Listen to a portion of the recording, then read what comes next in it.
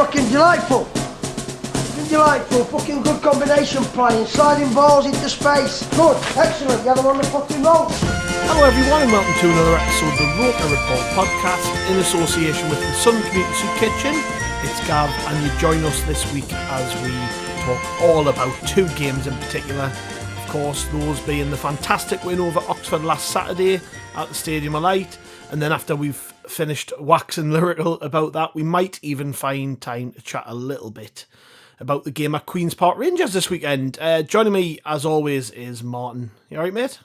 Hello, mate. Yes, you can certainly get used to a nice, comfortable win. I think that was probably the most comfortable win at home I can remember for a long time. Like, we just didn't get out of second gate. We didn't need to get out of second gate, did we? We just kind of strode. We looked so comfortable, and with everything else that went on around the game, with Founders Week stuff and Z cars playing as the teams came out the tunnel, it just all added up to a nice, good, positive weekend, I think, didn't it? I'm still buzzing from it. Obviously, this week's been pleasurable, I think, is what you'd probably call it. The players had 2 days off. They'll have enjoyed relaxing.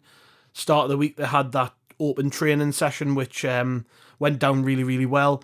A lot of fun stuff has gone on this week. I'm still on cloud nine. It was just, I think that's the most comfortable I've seen Sunderland play at this level for easily. Probably since the Keane days. It was a breeze.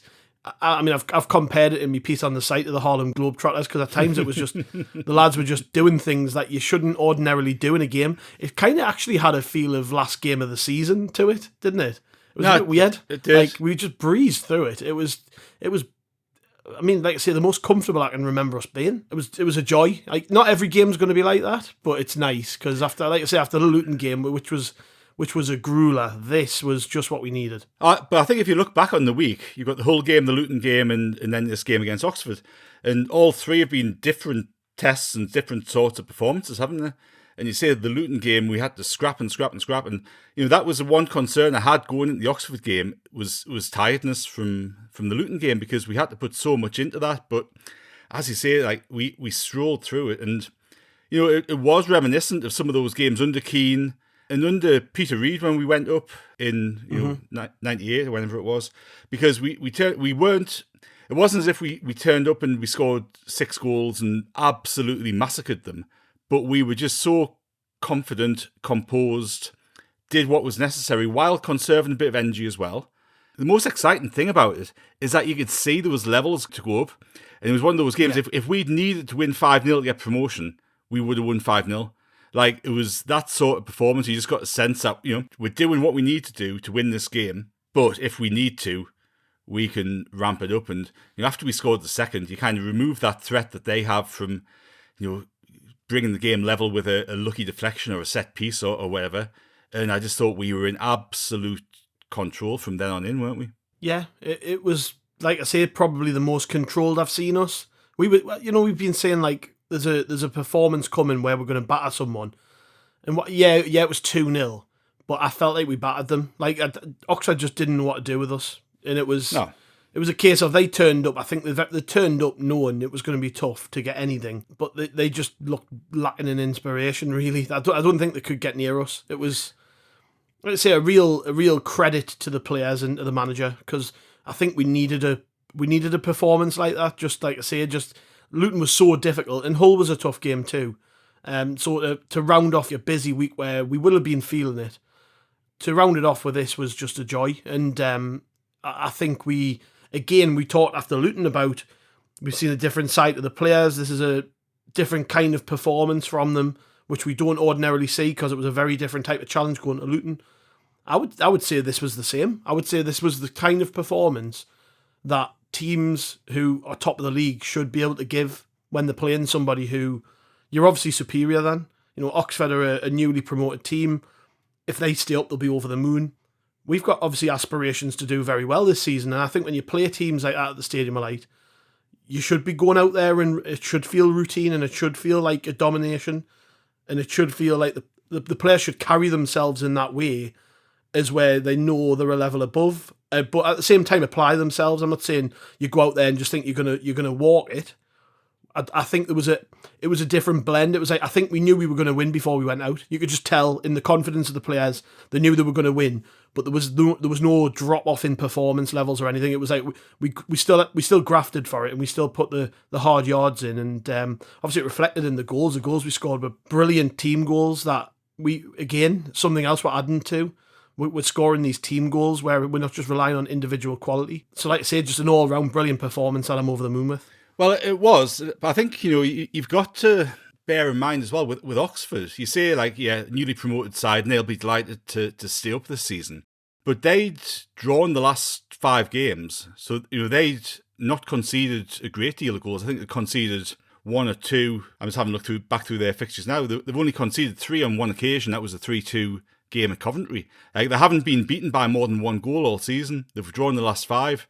They're hard to beat side, and before the game, they were doing the best out of the 3 promoted sides. I think they'll actually finish mid-table. I think they'll be all right. They didn't show a great deal on Saturday, but I actually think Oxford will be kind of around the mid-table point. So this wasn't a game on paper that was, had a vast sort of chasm of quality, but on the field, we did look superior. It kind of reminded me when I was watching it. It was almost like an FA Cup game where you've got a Premier League side against a lower division side, and that's not... Yeah. I don't mean to sound like a twat by saying that, but it just... Our control of the game, it was almost like we were toying with them for large spells. Yeah. That'll give us and the team so much confidence going into the rest of the season because, we should be able to do that, and, promotion winning sides...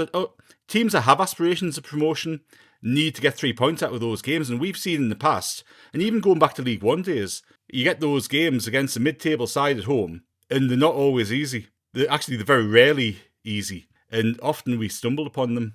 But yeah, it was different. And I know we've sort of talked about this before and say it's different. Yeah, it is because we were winning, and that's what the difference is. But the manner of the performance and composure and the confidence that as a unit the team showed was superb. And, you talk about team goals, and we'll sort of come on to the individual bits now, I guess. But like before we even got that first goal, we could have had 2 or 3. So, yeah. We started so well. And just that continued. I think that obviously helped, didn't it? Because we started with real threat, and any ambition Oxford might have had to go forward or whatever was probably nullified a little bit by the strength of our sort of opening 10 minutes, because they were just on the back foot straight away, and we were dominating the whole contest. Yeah, they were struggling to contain Patrick Roberts, weren't they? He was getting on the ball and and dancing around people. And it was right hand side. Yes. Well, it was sort of that trifecta of Hume, Riggy and Roberts down that right-hand side. And on top of that, you just...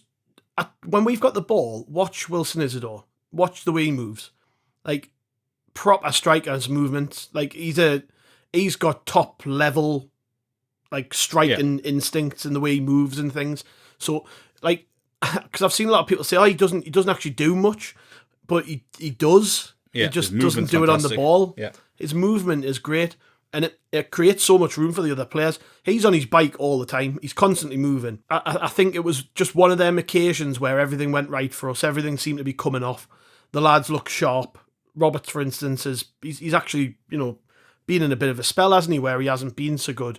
But Roberts had a little bit of a rest, and he looked a lot better for it. And yeah, he's not always going to have that end product, but he was a nuisance for them. I think it just is a whole, really. Again, we keep saying this every single week. As a team performance, it was fantastic. But individually as well, there was a lot of really good individual performances there. You look, again, right round the pitch, I think Moore had the most comfortable league debut he's probably had of his career. Well, didn't really have... Dodgy back pass to deal with in the very first 5 minutes, didn't he? Which tested him a little bit. It was Sirkin, wasn't it? Wellied the ball back at him. Yeah, I think Sirkin was as solid as always. The back two just...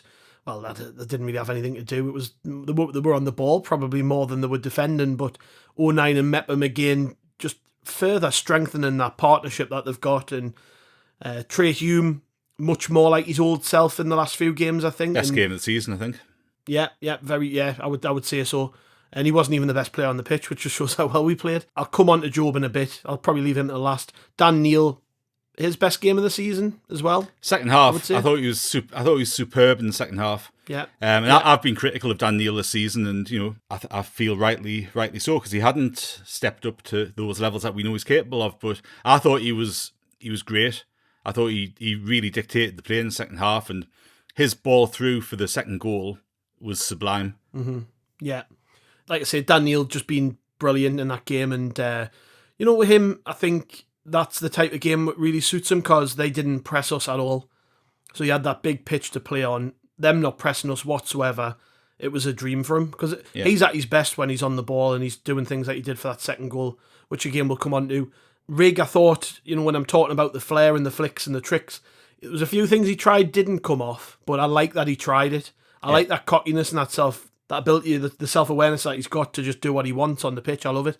There's one moment where he tried like an audacious back heel, which was just a little bit short for Roberts, but if it had come off, it would have been like, it would have been one of them clips that would have been going around Twitter for weeks, people talking about him. Roberts, as I mentioned, I think was a much improved performance. I mentioned Isidore, and again, we'll come on to him properly when we talk about the goal.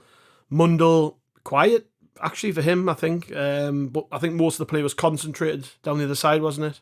It was. I think he was probably the only one who had a quieter game, and his level probably dipped a little bit. And he overhit a few in the first half, didn't he? I think he was, things weren't coming up for him. Mm-hmm. And, whether he needs a rest, because I think it's important to remember that he, before last season, he hadn't played professionally. He went to Belgium, had a handful of games, came to us, had a handful of games for us last season, and now he's played, 9-10 consecutive games? Yeah. Mm-hmm. His levels are going to dip at some point, and he's going to need to be taken out of the team and have a rest. And I think, Tommy Watson's obviously banging on the door. Isidore can play out wide, and Connolly can come in up front. So we've got a few options there. And that could be one that we look at rotating sooner rather than later. But I think Mundell's quality. And you can have a dip. And I think it's important as well. Like we've seen with all of the players over the past couple of seasons, levels will dip now and again, but overall they head in the right direction. So, Mundell's allowed a quieter game. I don't think he had a bad game at all. I just think he had a quieter game. Yeah. And he's allowed that. Yeah, and obviously I said I was leaving Jobe till last, because we might as well sort of meld into that discussion about the goal, because for me, he was unbelievable. Like that was I felt like when you talk about that golfing class and that sort of difference between like a Prem team playing a lower league team in the cup and sort of just running the show, he looked like a Premier League footballer. Yeah. He just they were nowhere near his level. Things he was doing on the ball, like we've talked about loads on here. The way he's changed his use of his body when he's sort of receiving the ball with his back to play, or he's become very aware of himself, and it's like, I'm kind of big, man. Like I can hold myself in the middle of the pitch, and it's changed his game totally. Like all of a sudden you're watching him and you're like, he's dominating play. There's not many players do that in football anymore, where they're like physically big and technically very, very good. Yeah. And they combine that, and they're just the way they receive the ball. I mean, there's not many players like that, but he looked a class above in this game. And the goal, I mean, it was a fantastic header first and foremost. Great ball in from Trai Hume. Good bit of play, actually. I think Roberts started it off, didn't he? Sort of played it across, and then... Oh, it was a lovely little pass in from Roberts. Yeah, and he found... It was like played like a 1-2 off himself, didn't he? Yeah. He played it off his right foot onto his left foot purposely to get the ball to Hume through that small gap. And then Hume plays a fabulous cross, which loops in. And them sort of crosses, actually, we don't do them very often, where we come in field a little bit and dink it. And they don't come off too often. But it was was it Hume had put it over for Isidore, who'd missed? Yes. I think it was Hume who put that. So it was a similar cross. I think it was slightly wider out, wasn't it? But, Hume was getting further up to support Roberts than he has done for a few games. And I think obviously that's part of the tactics, isn't it? Against a team like Oxford, where we've got to be on the front foot and take the game to them. Hume's pushing up a bit more to help Roberts. So obviously that enables Roberts to get on the ball and create a bit more space, because Hume will take runners away from Roberts as well. So it worked well. And that cross that Hume put over for Jobe, it was pretty similar to the one that Isidore had missed only moments later. And you know what? That chance that Isidore missed, it was another example of good movement from him. But, in previous years, that would have been that moment like, gosh, it's not our day today. Because you know he should have scored. It was a bit of a sitter. I'm agreeing with you, but I missed it. I was having a piss. So. I come back to my seat and I was like, what did I miss? And everyone's like, oh, Isidore sitter. I was like, oh, God's sake. Yeah. But you're right. It could have been something that defined the game. We've said it often over the years, sort of in the first 5 minutes of a game, you can tell which way it's going to go generally. Yeah. And normally when you see things like the slack passes and things like that, you're like, oh, well, you know what kind of day this is going to be. But you could with this game, because like you said, we started really, really well. And the goal was a fabulous bit of play. Like I say, I just love those goals where just a big lad getting up and heading it. Yeah. You know, I think Sirkin scored one right at the start of the season, didn't he? It was pretty, not similar in terms of the goal itself, but just a proper header. You know what I mean? So no, it was a brilliant goal, brilliant team move. And I think, you know, one thing we've been really good at this season under this manager is scoring in the first half quite early. And we've seen what we can do once we're ahead. Our levels don't drop. We seem to get better and better and better. And that's really what happened through the game. We were just dominant, like I said before. Jobe, he looked confident from the start, but the amount of times I can't even explain what he was doing. I've tried to just before there, but it was like receiving the ball and then just... It's on the half turn, isn't he? Half turn, yeah. Like it's something that only top players do well. Well, he kind of lets the ball almost roll across him before he actually moves with it. So it's like he's got eyes everywhere and he knows, he's completely aware of everything going on around. He never does. Last season, when he first came in, he did that and he used to get caught all the time. Yeah. Now, again, it's this experience. We've talked lots about, you know, the overexposure he got last season to football. This is the benefit of it because look at what he's like now. There were benefits to that. I think there's differences, isn't there? I think nobody's saying that he shouldn't have played a lot of games last season. I think there was times where he could have done with sitting on the bench for a game and then coming back in. And I think that'll be the same with Riggy this season. And, you know, potentially even the same with Jobe at some points this season. I think the benefit we've got this season is we've got 3 or 4 players waiting in the wings who can come into those 2 positions, which will enable us to make those changes a little bit more readily. Mm-hmm. But I think, you know, the point is that you're making, which is completely correct, is giving young players that exposure to proper football enables them to grow and develop a lot quicker than they would do. Because, you know, the reality is if Jobe was in a Man United academy or wherever, he'd still be playing, you know, he might be on the bench now and again, but he'd still be playing in the under-21s because you know, he was 18 until a couple of weeks ago. And he wouldn't have been given the chance to get used to doing that and develop his game as quickly as he has done playing regular football and championship for us. And you've got to accept that learning curve with players like that. And you've got to just support through it because, you know, they're offering enough to be in the team anyway. There's nobody saying that Jobe wasn't good enough to be playing regularly last season at all. He was. And he turned in some good performances, scored some good goals. But the level that he's stepped up over the summer, I didn't expect such a jump. I think if you were being really optimistic at the end of last season, you might have thought, well, in 2 to 3 years' time, he might be capable of producing these performances because of that gradual improvement. But honestly, his level since the end of last season has gone up, you know, 2 or 3 levels, and he is looking like a player now who could step into a Premier League side and be a regular. And that's, you know, huge credit to him for that because, say, for that step up in quality from last season, it's astronomical. Yeah, I have no doubt he could do it. And the scary thing is how early in the season we are. Because at the start of the season, even, he's improved so much since then. Yeah. So, you know, you mentioned it before about the fact that you feel like even with this performance, there were several gears we could have gone up and really ramped it up if we needed to. And I feel that about a lot of the players in terms of the development. Because I'm like, you know, midfield performance last weekend with Jobe, Riggy and Neil has attracted a lot of attention, and rightly so, because they are probably the best midfield trio in the division at the minute. And that confidence is obviously soaring through them. I don't want them to get too overconfident.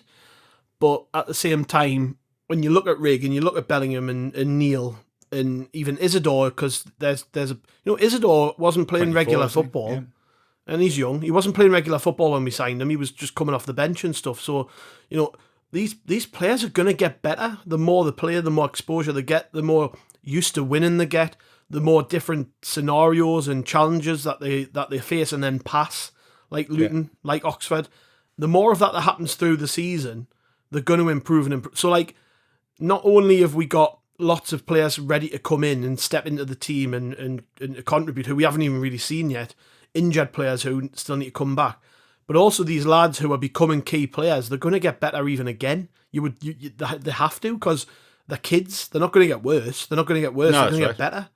So it makes it so exciting. That's one of the big excitements of this season. Like, regardless of the fact we're doing as well as we are, the players we're relying on now and who are they've proven themselves. Like, Chris Rigg is a first team footballer. Jobe is a first team footballer. The more that this happens, it's so exciting and it's refreshing, and you can see why we're starting to get attention from sort of out now. People are taking notice of us. Big, you've seen it, the social media stuff, the amount of articles by big tabloids and sort of big news outlets worldwide, not just in this country, worldwide, are now looking at Sunderland and going, "Oh, it's interesting what's going on there."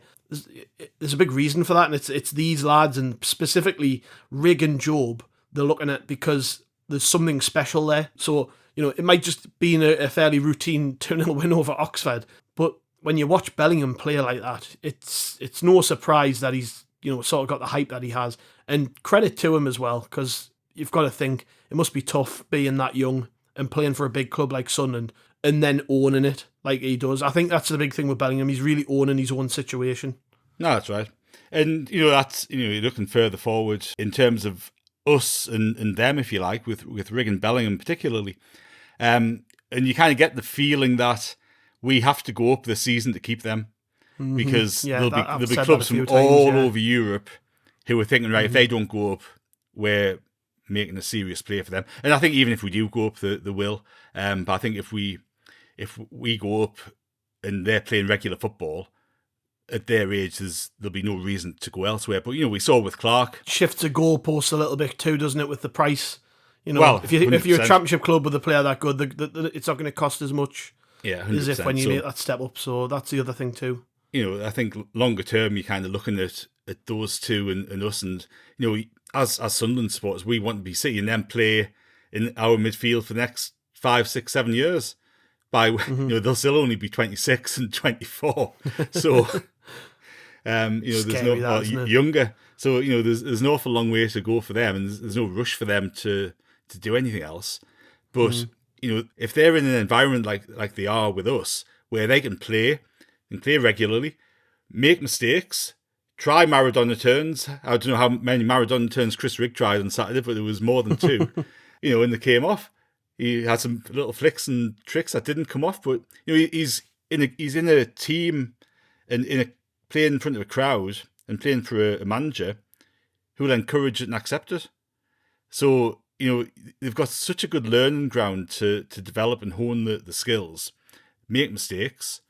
You just get the sense it's a good team as well, don't you? Like, good people in the club. And I know, Speakman spoke about ages ago, didn't he? In terms of, identifying the right type of person as well as the right type of player. And you kind of see all of those little bits sort of come into play as well. So there's just an awful lot to be positive about. Yeah, and obviously the second goal, we'll talk about that, because we'll talk about things to be positive about. This move and finish and everything about it was the epitome of just the confidence of this team, because you don't even attempt an audacious finish like that if you're not flying. Like, it doesn't come off 9 times out of 10. You think majority of the time a player tries that and it ends up in row Z. But because of the confidence, because of the relationship between the players, and specifically with Isidore and the fans, with Isidore and his teammates, obviously Dan Neil really trusted him with that pass because he knew he would get it. He knew he'd get on the end of it. And Isidore was already moving. And I talk about his movement. Watch his movement again. He's just on his bike constantly. And the player that gives players like Dan Neil confidence. Like, when I try a hopeful pass like that, it gives him confidence that his teammate's going to get there. If it's someone who's having a shitter and they're not playing very well, they're not going to try passes like that, because they're not going to expect them to do anything with it. But it was just a fabulous pass by Dan Neil, possibly the pass of the season so far. If we're thinking, we've had some good ones, but probably the best pass I've seen all season. And the finish, like, Isidore doesn't smash it; he places it. No, he Even though controls it's it, coming doesn't over he? it comes over his shoulder, and he's running onto it. He doesn't lash it. There's technique there. That's And composure. that again, and composure, yeah, and again, to me, that is why he's I'm talking about top level players, but he's quite clearly better than the Championship or capable of playing higher than the Championship, because there aren't many strikers in the Championship who've got that ability. So again, just a brilliant goal, wasn't it? Oh, it was superb. I think if you talk about that goal specifically, if you wind it even a little bit further back before Dan Neil's pass, they actually were playing the ball out, and it was our press that won the ball just inside their half. But as you say, it was a combination of two brilliant things. Like Isidore's movement, I know you've talked about it lots already in this pod, but like we've talked about it as soon as we saw him play. We talked about it after the Watford game, because he's always on the shoulder. He's always making runs and stretching the game. And we had Mayenda playing up front before that. And Mayenda is a different sort of player. He'll play with his back to goal a lot and try to link up play, and he's not off the shoulder as much. And we've really missed that over the past couple of seasons in terms of stretching the game. And we saw why with this goal, because Dan Neil's pass is brilliant, and I said it earlier, absolutely superb. And I think you're right, probably the pass of the season that we've seen so far from Sunderland. But it's Isidore's run that makes the opportunity for the pass. So we've lacked that. We've said constantly, if you kind of replay different pods over the past, well, since Stewart got injured, our movement up front has been so static. We haven't actually created the opportunity for midfielders and wingers to pass the ball into those areas. And I think that's why we struggled a little bit at certain points with strikers playing in the team, because the players weren't used to that, because it creates a completely different opportunity for a pass. But Isidore is so good at doing that, and that pass that Dan Neil was able to play, brilliant pass, but it's not possible if Isidore doesn't make the run. So it's a combination of those two factors. And then you bring the finish into it. And do you see the video that the club put out where Isidore's watching the goal back on the phone? Yeah. And he was just saying, I didn't have a clue where it was in the box, but I just knew roughly where the goal was and tried to guide it in towards the goal. But he did it with such technique and such, as you say, it was a good shot. It was a strong shot, but it was a controlled, composed shot. And that sort of finish is top level. And you look at the goals he's scored for us, right? He's got 4 so far. The goal against Watford, he made the great run across the defender and was able to nip into the front post. The goal against Derby was a real poacher's goal in terms of just being there at the right time. And I noticed in a few games, against Oxford especially, if you watch him whenever anybody else has a shot, he's within 2 yards of the goalkeeper if the goalkeeper saves it, because he's waiting for it to jump out. And that's, again, really good striker instinct that we haven't had for a while. You've got the Hull goal, which was something else completely, where he showed his pace and was able to run, but also skill and finishing ability. And then this one as well. So he's actually scored 4 very different goals, all of which, if a striker was good at one of those things, you say, he's a good striker. And now he's playing there with these 4 different types of goals in these games, which is so promising for the rest of the season. He's still settling into the club and everything. And what's interesting with him, you look at him and you see a Premier League quality player, but to date his career doesn't show that. He's played in France at different levels. It's not as if he was playing for a League One side and scoring 35 goals a season. He went to Russia, he was on the bench. But the club have obviously seen something in him in terms of his ability and his attributes. And if you cast your mind back to when we signed Ross Stewart was kind of playing on the left-hand side for Ross County. Yeah. The reports that we got from him, about him rather, at the time was that, he plays on the left wing, big lad, he's all right. And we immediately put him up front. And the same thing's happened with Isidore, where he mostly plays off the left, but we've obviously seen enough with his skill set to there's potentially a brilliant striker in there. And, whether it's by design or bit of fortune, he's ended up playing centre forward. And if Mundell had got injured rather than Mayenda, it could be that Isidore's playing left wing. But we've kind of ended up in a situation where he's playing in front, and he looks like the striker that we've been crying out for ever since Ross Stewart got injured. And with Connolly there waiting in the wings as well, there's an awful lot of firepower that we've now got. That that's the difference between going up and not, because if we didn't have Isidore or a striker like him, we don't win the whole game. We might not win the game against Derby. We might not win the game against Oxford. Yeah. It makes a difference. And we've been crying out for a striker like that for a good couple of seasons now. So it's good to watch. And it changes how the dynamic of the team and how we play. And it must give the team so much more confidence going out and knowing that you've got somebody up front who can score goals like that. Because that's where that magic happens. We can defend as well as we like and have the shape and all that sort of stuff. But, scoring goals is the hardest thing in the game. And unless we've got somebody who can do that regularly, and, we've talked about before, and we're sharing the goals around as well. We've got a number of players who can score. We've got Jobe who can score, Chris Riggy who can score, Mundell who can score, Isidore who can score. Connolly will score a decent number of goals. Serkin's a decent bet to pop up with 4 or 5 during the course of the season. So, we're spreading the goals around, and, but just having that focal point with Isidore up front makes such a difference. And that goal was just, it kind of typified all of that, because that's the sort of goal that, a top player scores.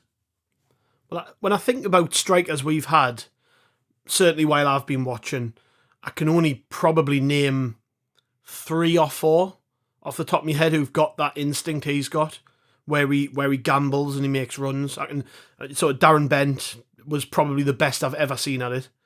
Jermaine Defoe, very close second. And then Super Kev. Super Kev was very different, but when I just think about players, Darren Bent's movement was ridiculous. I used to just watch him sometimes weave between the lines, and they always knew where he was going to be. When he had them 2 great seasons for us where he scored hatfuls, a lot of the time it was his movement which got him into them positions. Ross Stewart was a different kind of striker. He could do that, but he was all over the pitch, linking play, and just a big all-rounder, wasn't he? But Isidore's in good company there. When I can't really name that many. I mean, it's probably an indictment of the shit we've signed over the years who's been playing up front for us. But we haven't had many like that, I don't think, who just weave in and out and make runs. And, 95% of the time it doesn't come off. He's making a run for no reason, and he's probably blowing his arse out at the end of some of the runs he makes where it's completely pointless. But some of the dummy runs are making space for other players too. I just think it's something that all fans should do, is watch out for it. Just watch the way he runs. It's 90% of the job of being a striker, I think, is just having really good movement. The amount we've had who just stand on their heels and don't really do anything. Right. And you think, well, why aren't they just on the bike all the time, running around trying to do stuff? Because once you get in a couple of times, you get in them positions and you're going to score. And then, like I said before, it gives confidence to the other players to be like, well, I know if I make this kind of ball, or I'm gonna cross it into this area, he'll be there. Or, you can always count on Wilson to be in the right place. And actually, I tell you what, there's one more I'll add to the list. Josh Madger was like that as well. Actually, really good movement. He was. Again, we're talking about League One, but we haven't had many. We haven't had many strikers like that. No, I think you were a little bit harsh on Phillips. I think I would say Phillips was the best one in his first 2 seasons. Or his first 3 seasons at Sunderland, he was brilliant at doing that. He kind of changed his game a little bit when he wasn't getting selected for England on the basis of doing that. So he changed his game and tried to link up play a bit more. But the thing with, and I would say Marco, I would just obviously chuck a mention in for Marco. Before my time, that. All right, young'un. But I think the thing with Isidore, right, and this is the thing that you get with playing one central striker. So typically teams who play one central striker want that central striker to play with his back to goal, to link up play and allow the team to get up the pitch, bringing the wingers into play, bringing the attacking midfielders into play to then get the goals from around those positions as well as from the centre forward. And we've tried that with a number of different players. And you see a lot of teams sort of have that formation where that striker plays with his back to goal rather than on the shoulder. Isidore plays on the shoulder with the defender and stretches the game. And we've got the athleticism in that, those 4 or 5 players who are immediately behind him or around him to get up and keep up with him. And you kind of wonder whether that's part of that as well, because you can only stretch if you haven't got the players around to keep up, stretching the game like that's detrimental, because you end up losing the ball or being outnumbered when you stretch. So I think it's a testament to the athleticism of Jobe and Chris Rigg, and that's probably one of the reasons that Rigg's in the team, because he can get up there and you get back, get up there and get back. Mundell shows great athleticism like that and gets up and supports, as does Roberts on a lot of occasions. And I think that's potentially part of why that's working for us as well. If you had some of the players that we've had in midfield in the past in that sort of setup, it probably wouldn't work as well. So you've got that bit too, but like his movement's superb. And as I say, the more we play with that type of striker, and the more that the midfielders are expecting that type of movement, as soon as he's on his bike, they're on the bike because they know that he's going to get 30 yards up the pitch, and we need to support him. Whereas if you've got a player with a striker playing with his back to goal, you don't go past because he's not going to go. So again, it's getting used to playing with that different type of striker. But for us, with the pace that we've got in the team as well, it really helps us because it stretches the game, creates space, which we can then take advantage of. Yeah, well, it's nice to be able to sit and just focus in on these things, isn't it? Like, because we just become so accustomed to winning, we're not like waxing lyrical about the fact we've won a game, but more so just the aspects of the performance which really please us. Like it's getting down to those granular details now as a fan. Where you're just like, God, it's so nice to watch all of this. Like I feel like I'm watching a real top side now, and there is that inner pessimistic Sunderland fan still in there somewhere. Even I've got one, and I'm a proper happy clapper me. Like, but there's one in all of us where you're just like, oh well, at some point this is going to go tits up. But like I just don't feel like that. I'm not getting that feeling whatsoever. I again, it might just be me because I'm naturally I'm always glass half full when it comes to most things, son, and even when we're doing poorly. So maybe that's why. But I'm just not getting the sense that this is going anywhere because, and I think I've said this before, but the performance data matches what we're seeing. We're watching the games and the stats all back it up. It's like normally there's trends in performances where like you'll see it where like a team's winning, but everyone's like, but at some point that's not going to be sustainable because they're not creating enough good chances. They're not actually creating many chances. They're relying a lot on individual quality to win games as opposed to like a high volume of good quality chances. We're fantastic. I think that's 7 clean sheets. Like, these aren't traits of a team who are about to slow down. We're not scraping wins. We're not, we're not like getting really lucky every time we win. This feels different. So, I mean, I am touching wood while I say this, but I'm just not getting that sense. I'm sure there'll be people listening who are getting that sense. They feel like it might drop off eventually, but right now I'm not. I've got to say, this week was a massive test for the team. Huge. Like this for me was the difference between us really being considered a contender to get promoted and, we'll see how it goes type of thing. And we went away to Hull and we went away to Luton, won with flying colours, then go back to Stadium of Light and win like this. Massive week for us, which we've passed. And like I say, I'm just not getting that feeling. I'm I don't know how you feel, but it doesn't feel like it's letting up this. No, I completely agree. And look, I'm of similar sort of ilk to you in that, like, I'm always positive about Sunderland if you can be positive about it. Mm-hmm. I think the difference that we're looking at now is that you get the sense it's built on really solid foundations. With one or two notable exceptions, you can go, okay, if that player got injured, we've got a good replacement to come in. And I think the glaring bits are the fullback positions, which I would expect we saw out in January. And when you look at the season before last, when we finished in the playoffs, you look at that team, you go, and we said at the time, it's Ahmad, right? Ahmad's the difference between us being a mid-table side and getting into the playoffs because he was producing moments of absolute quality.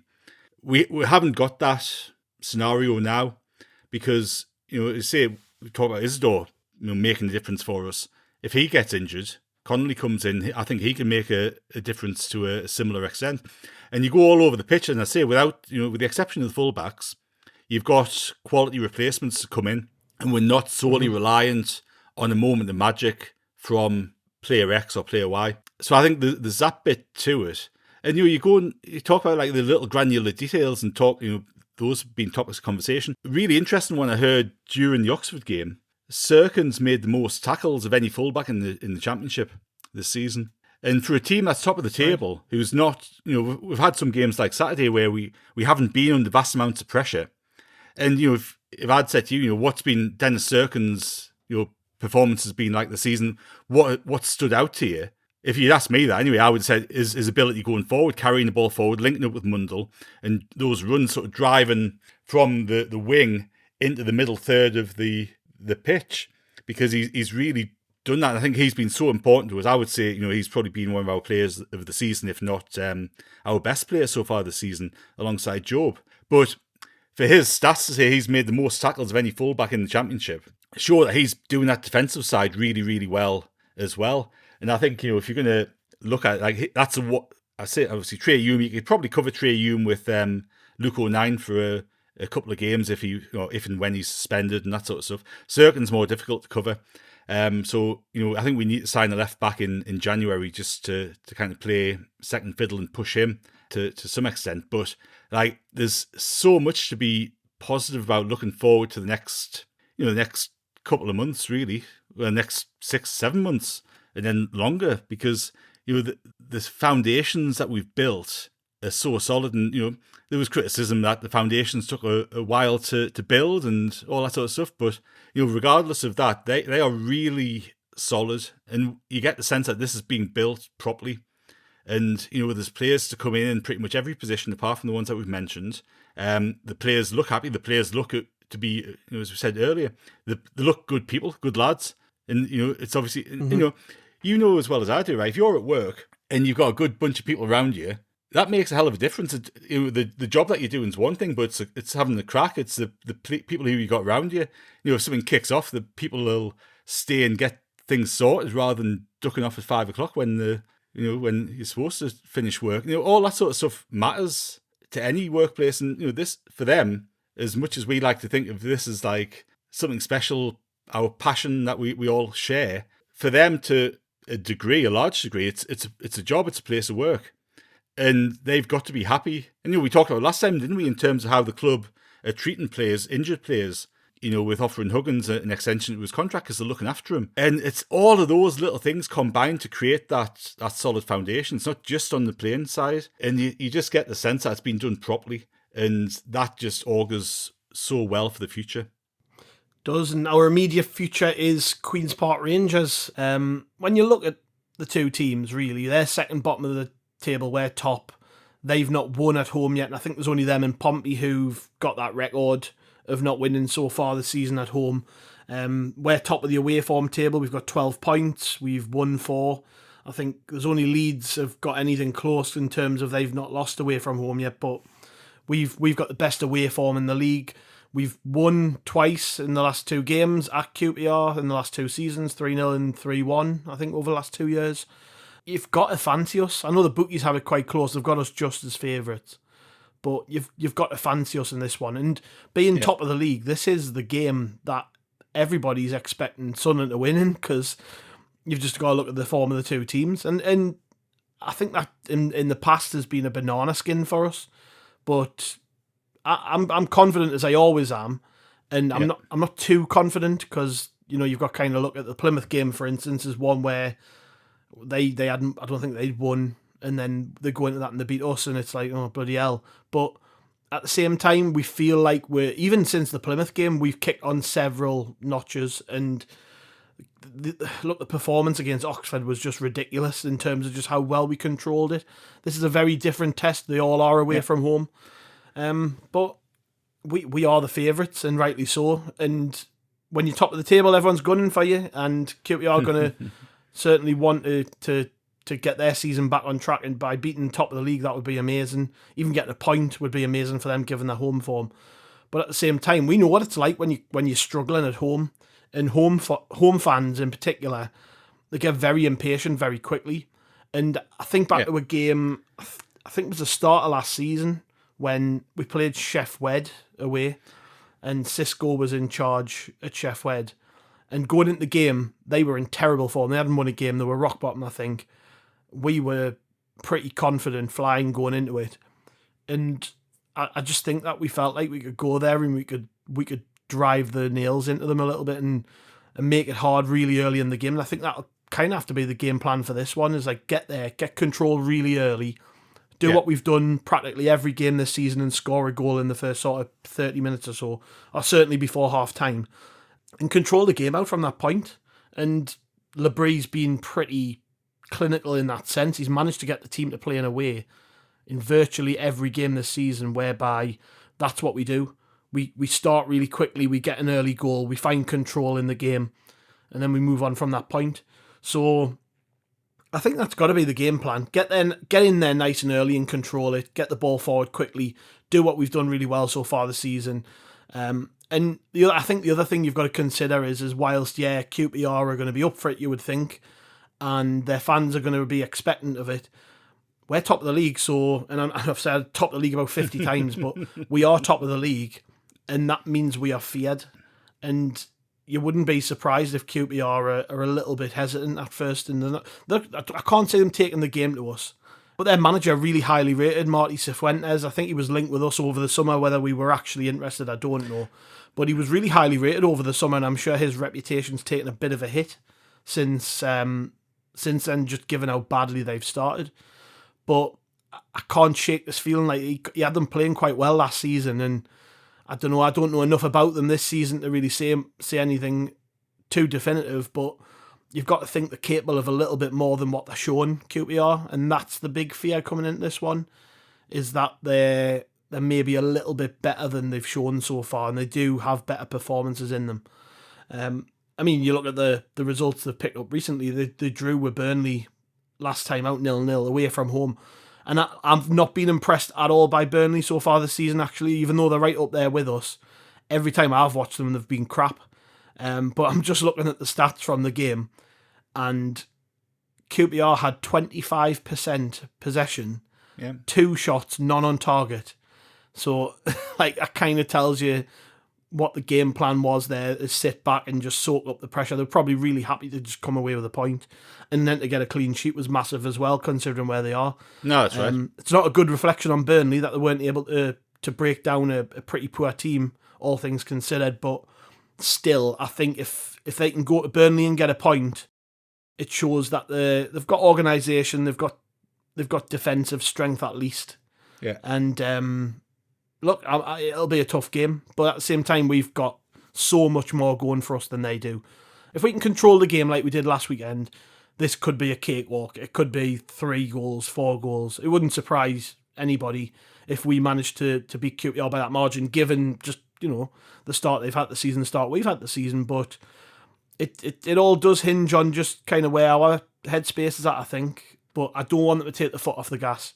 That's the risk you run with young teams, is that they can get too ahead of themselves too soon. And it's on the manager and the senior players to keep everybody grounded, I suppose. So ordinarily, me, again, the inner pessimist inside us would be like, oh, bloody hell, this is the game that we would slip up, or we would play QPR back in the form, because traditionally that's what Sunderland have always done.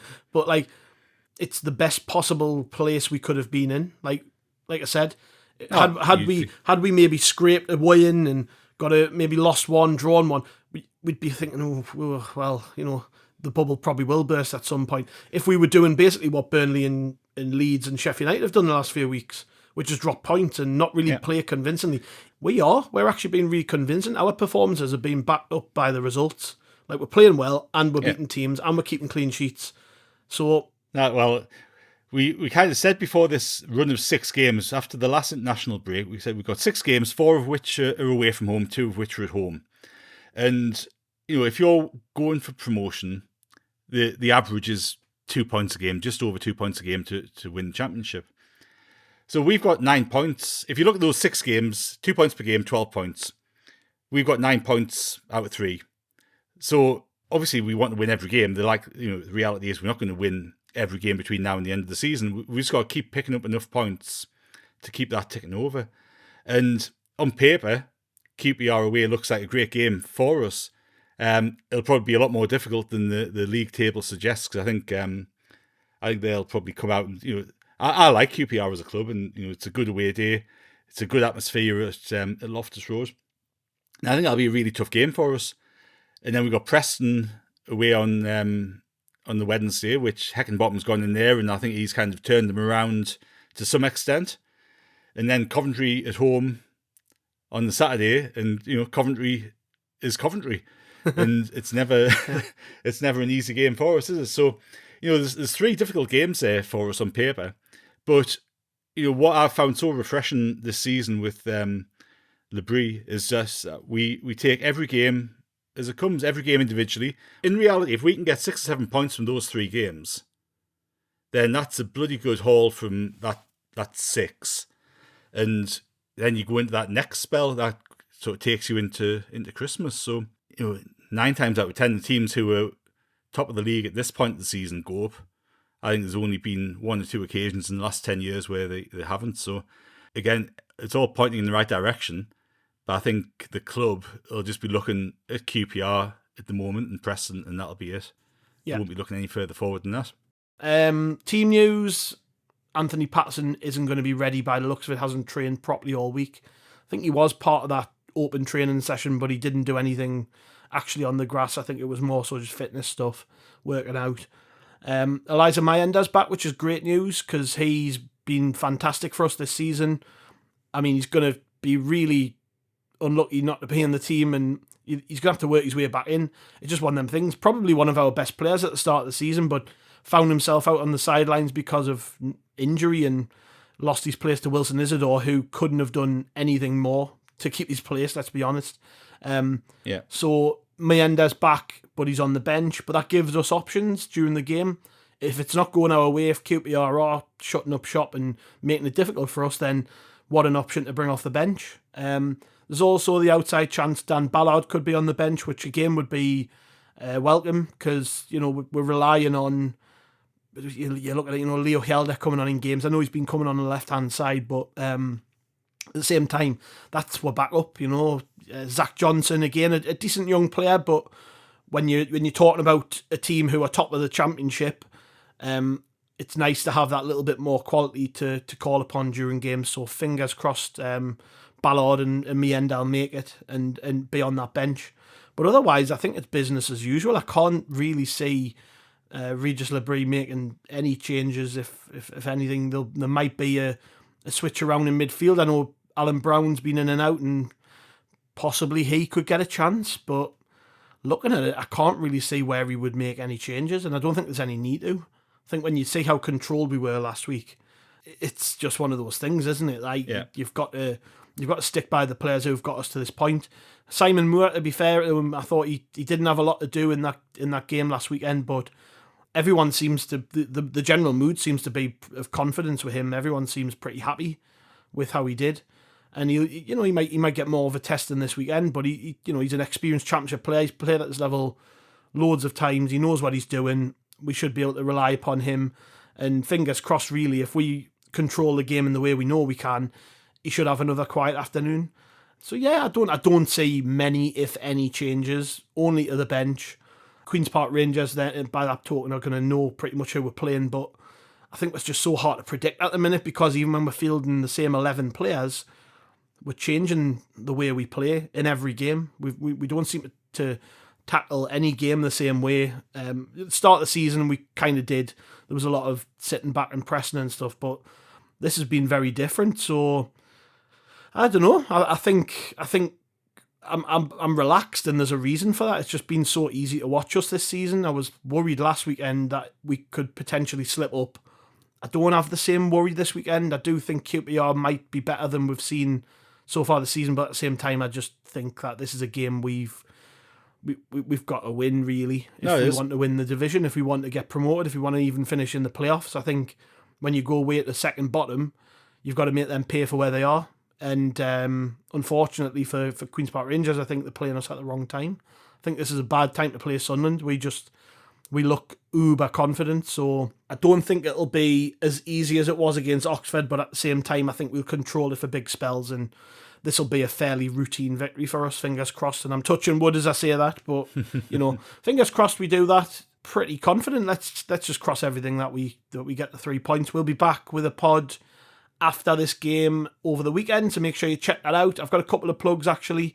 First one being the book, the Mackem Cookbook, which if you haven't seen it advertised, we are working in partnership with The Love Supreme and the brilliant author Paul Swinney. This year we are raising money once again for Sunderland Community Soup Kitchen, and as part of that, Paul's dedicated the proceeds to this brilliant charity from the book. So make sure you grab your copy. Mine came this week. The pre-orders finally came out, and we had that delivered this week. It's a hardback book with glossy pages. It's amazing. It's absolutely amazing book. So make sure you grab that. You can get it for £15 in store from A Love Supreme or off the website. And on top of that, we've also got another little announcement coming this week. I'll give a sneak preview now since people are listening to the pod, but we do have another item going on sale for this year. We've done 2 pairs of socks already over the last couple of years in liaison with the Sock Council, the brilliant Sock Council. To raise money again for the Sunderland Community Soup Kitchen as part of our December fundraiser, and this year we've got another pair dropping. We should start teasing that out next week, so keep your eyes peeled on social media. Those will be going on sale soon. I think they're the best ones we've done yet by a mile, and they'll go down a storm given the player that we've decided to focus on this year. So fingers crossed they go down well. Everybody gets a nice stocking filler, or even if you want one nice and early, they'll go on sale a little bit earlier this year. So yeah, keep an eye out for that. We've got that dropping. Cheers, Martin. Thank you very much. Thank you very much. It's nice to talk about victories, isn't it? Always, mate. Always just leaves me to say thank you very much to everyone. We'll be back after Queen's Park Rangers with another pod. We'll see you then.